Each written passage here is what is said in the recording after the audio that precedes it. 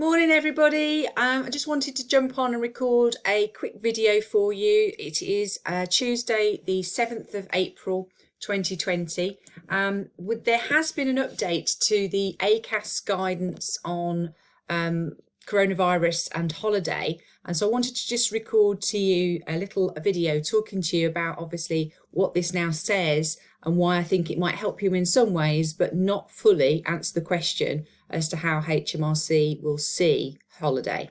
So let's go through. So this is the ACAS coronavirus page, which you may well be familiar with. And there's a section in here called using holidays.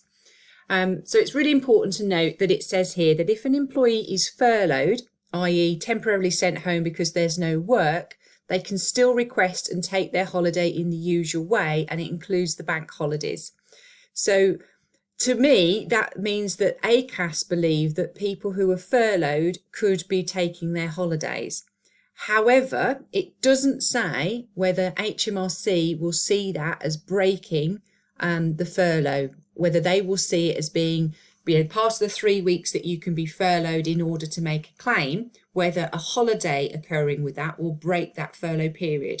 So for employers, you might well be nervous about using this idea that people will have their holidays as planned, is if their holiday is within the 3 weeks that you're planning to claim their furlough, because that has not been answered with this ACAS guidance.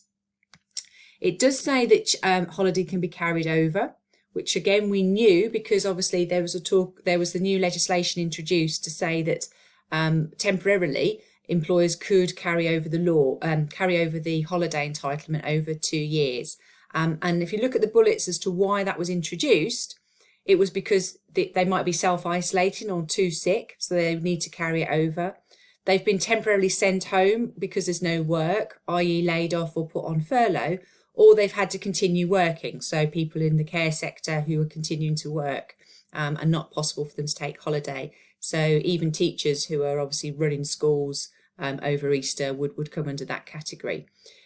There's a contradiction, isn't there, in that out of that paragraph, the second point is that obviously if you've been sent home, you wouldn't be able to take holidays, which seems contrary to what's being said up here, where it says if an employee is furloughed and there's no work, they can still request and take holiday in the usual way. So there is a contradiction there, which I don't think ACAS are very smart to have included in their guidance.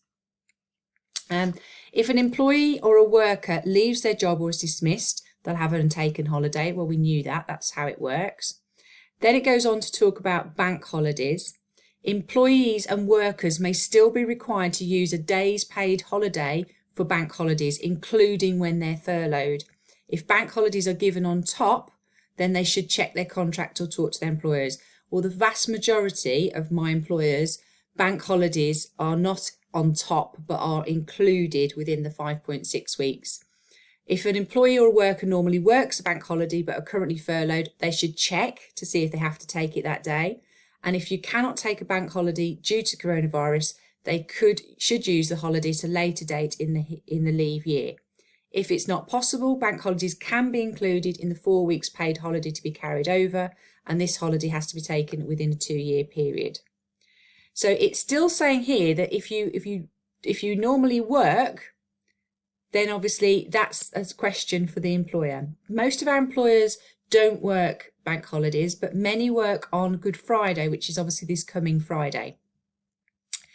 You may be able to employees and workers may still be required to use a day's paid holiday for bank holidays, including when they're furloughed.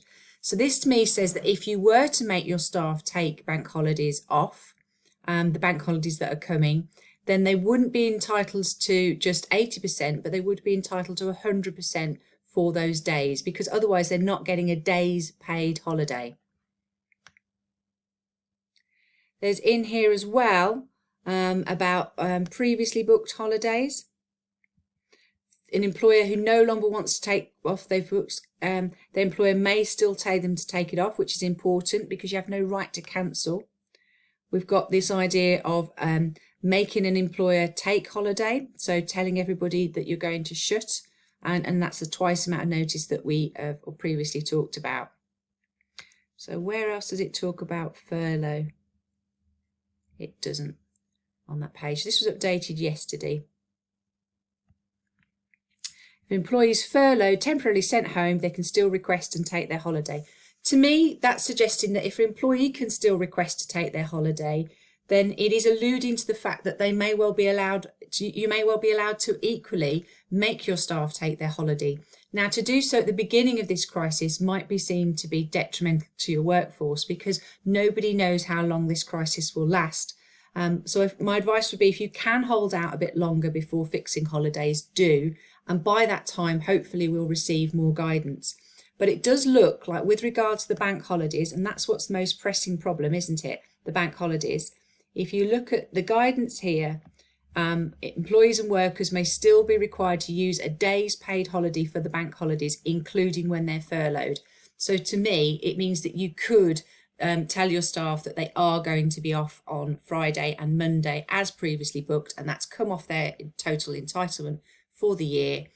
They won't be obviously unfurloughed and called in for work on those 2 days, but they would be receiving 100% pay.